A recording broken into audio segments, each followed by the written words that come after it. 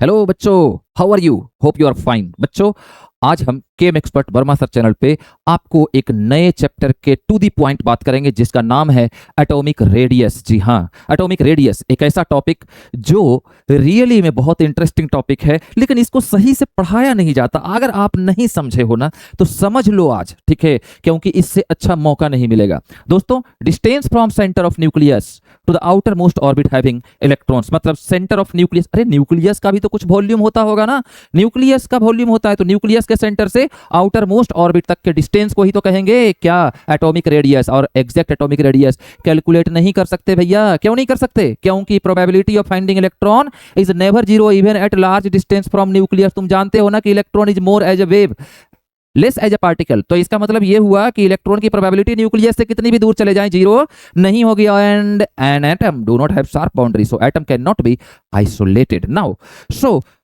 How atomic radius can be calculated? By following these. Atomic radius को हम चार व्यवस्था से समझ सकते हैं कि हम कैसे एटॉमिक रेडियस को समझ सकते हैं। जैसा एटम, जैसा एलिमेंट, वैसे ही उसका रेडियस। मतलब जैसे नॉन मेटल बनाता है कोवैलेंट बॉन्ड। 10th क्लास में पढ़ के आए हो अभी, मैं कोई पास आउट को थोड़े पढ़ा रहा हूं, मैं पढ़ा रहा हूं 11th क्लास के बच्चे को। तो कोवैलेंट रेडियस मतलब non metallic atom covalent bond बनाएगा तो इसका मतलब उसके रेडियस को कहेंगे कोवैलेंट रेडियस। उसी तरह से मेटालिक रेडियस, मेटल एटम बनाएगा मेटालिक बॉन्ड तो वहां पे हम उसके रेडियस को कहेंगे मेटालिक रेडियस। उसी तरह से van der Waals radius, gaseous phase में वैन डर वाल्स रेडियस निकालते हैं, और आयनिक रेडियस, आयन के रेडियस को आयनिक रेडियस कहते हैं। बच्चों, मैं आपको डिटेल में समझाना चाहता हूं इस बात को कि अगर आपको समझना है कि कोवैलेंट रेडियस क्या होता है, मैं आपको समझाता हूं कोवैलेंट रेडियस क्या होता है। यहां पे हमने हेडिंग दे दिया कोवैलेंट रेडियस। और कोवैलेंट रेडियस में क्योंकि ये कोवैलेंट बॉन्ड बनाएगा, और कोवैलेंट बॉन्ड 10th क्लास के हिसाब से क्या पढ़ के आए हो बच्चों कि म्यूचुअल शेयरिंग ऑफ इलेक्ट्रॉन से बनता है, ठीक है। लेकिन अब 11th क्लास में पढ़ना है कि covalent bond is formed by the overlapping of valence atomic orbital according to the valence bond theory. तो इसका मतलब हुआ कि कोवैलेंट रेडियस कैसे निकालेंगे। मान लो मैं यहाँ पे हाइड्रोजन एटम लिया हूँ और इस हाइड्रोजन एटम के एस ऑर्बिटल को ओवरलैप कराया हूँ। एटॉमिक स्ट्रक्चर में पढ़ चुके हो, एस ऑर्बिटल को ओवरलैप कराया हूं, इसका मतलब हाइड्रोजन मॉलिक्यूल बन गया। अब जरा देखो, जब ओवरलैपिंग करेगा तो कुछ एरिया तो कॉमन आएगा, कुछ रीजन तो कॉमन आएगा। इसका मतलब ये वाला जो हिस्सा है ना, इसी हिस्से को तो कोवैलेंट रेडियस कर रहे हैं, which is lesser than actual atomic radius. So how can we define the covalent radius? It is 1/2 of the distance between nuclei of two covalently bonded atoms. यहाँ पे दोनों के बीच का जो लेंथ है उसको बॉन्ड लेंथ कहेंगे, और उसके हाफ को हम कहेंगे क्या, कोवैलेंट रेडियस। हाइड्रोजन का कोवैलेंट रेडियस 0.37 एंगस्ट्रम होगा। क्यों? क्योंकि इसका बॉन्ड लेंथ 0.74 एंगस्ट्रम होता है। कार्बन का कोवैलेंट रेडियस 0.77 एंगस्ट्रम होगा। क्यों? क्योंकि इसका जो बॉन्ड लेंथ होता है सिंगल बॉन्ड का वो होता है 1.54 एंगस्ट्रम। हालांकि बॉन्ड लेंथ वेरी कर सकता है नंबर ऑफ बॉन्ड के साथ, बॉन्ड मल्टीप्लिसिटी के साथ, बॉन्ड ऑर्डर के साथ, लेकिन हम यहाँ पर सिंगल बॉन्ड की बात कर रहे हैं। क्लोरीन अगर सिंगल बॉन्ड है, क्योंकि सिंगल बॉन्ड ही रहेगा नाउ, तो यहाँ पे बॉन्ड लेंथ जो होगा वो होगा 1.98 एंगस्ट्रम और उसका कोवैलेंट रेडियस होगा 0.99 एंगस्ट्रम। बच्चों, इसका एप्लीकेशन क्या है?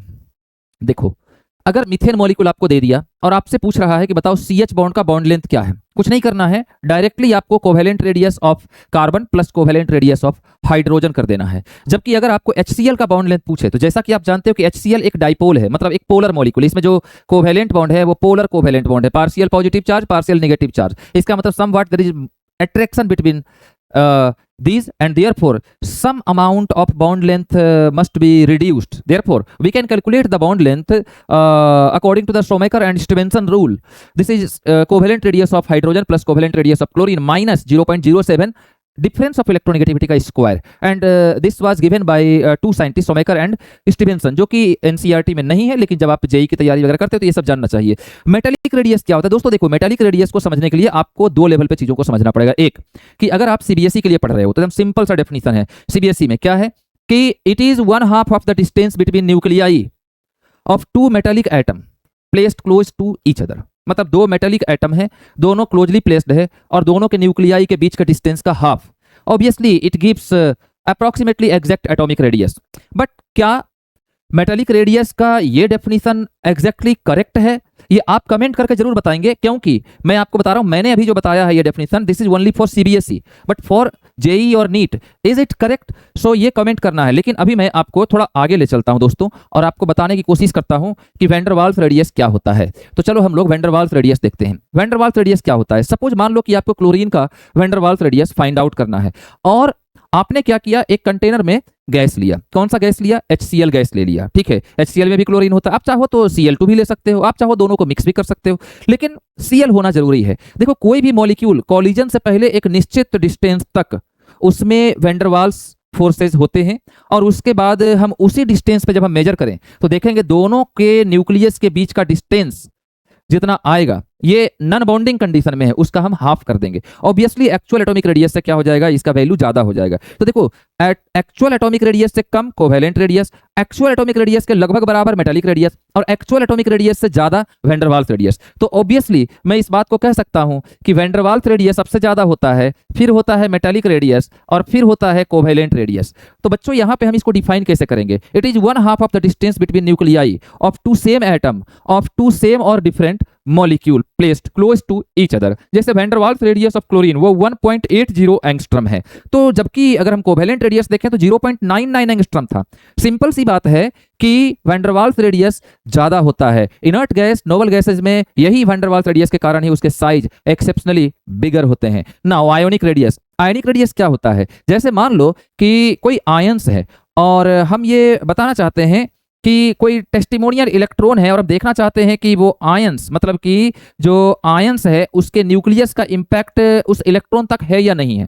या सिंपल सी भाषा में अगर बात करें तो कह सकते हैं the distance from centre of nucleus to that point up to which nucleus exert its effect.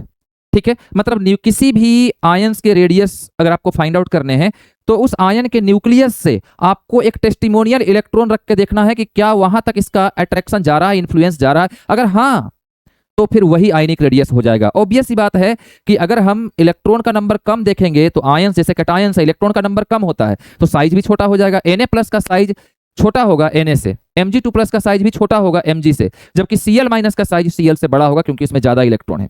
Iso electronic species किसको कहते हैं? आइसो इलेक्ट्रॉनिक स्पीसीज कहते हैं कि जिसमें कि सेम नंबर ऑफ इलेक्ट्रॉन हो। तो हमने यहाँ पर कई सारे लिए हैं। देखो, हमने नियन को यहाँ पे नहीं लिया है क्योंकि नियन का एक्सेप्शनली बड़ा साइज होगा, इसलिए हमने उसको एक्सक्लूड किया है यहाँ से। लेकिन यहाँ पे जितने भी हमने आयंस लिए हैं, चाहे वो एनायन हो या कैटायन हो, उन सभी में 10 इलेक्ट्रॉन है। लेकिन दोस्तों, यहाँ पर प्रोटॉन का नंबर 7 है, 8 है, 9 है। स्वाभाविक सी बात है, अगर न्यूक्लियस में प्रोटॉन का नंबर कम होगा तो इलेक्ट्रॉन का वांडरिंग मूवमेंट होगा, मतलब इलेक्ट्रॉन के बीच रिपल्सन को मैनेज कर पाना इतना आसान नहीं होगा, मतलब साइज बड़ा हो जाएगा। इसको एक सिंपल टेक्निक से समझ सकते हैं कि अगर आयंस का साइज निकालना हो तो एटॉमिक नंबर के इनवर्सली प्रोपोर्शनल होगा। लेकिन this rule can be applied only in the case of iso electronic species, means those which have same number of electrons. ये मॉलिक्यूल्स नहीं होगा, ये ध्यान रखें। मैं मॉलिक्यूल्स के बारे में कुछ बात नहीं कर रहा हूं, मैं एटॉमिक आयन के बारे में बात कर रहा हूं, मोनो एटॉमिक आयन के बारे में मैं बात कर रहा हूं। तो नेक्स्ट वीडियो में हम मिलते हैं नेक्स्ट टॉपिक के साथ। लेकिन आप कमेंट कर करके जरूर बताएं कि आपको पूरी तरह से समझ में आ गया है। अगर कहीं पे कोई दिक्कत आती है, ठीक है, या फिर आप कौन सा नेक्स्ट टॉपिक वीडियो में देखना चाहते हैं, आप कमेंट कर करके जरूर बताएं। Thank you.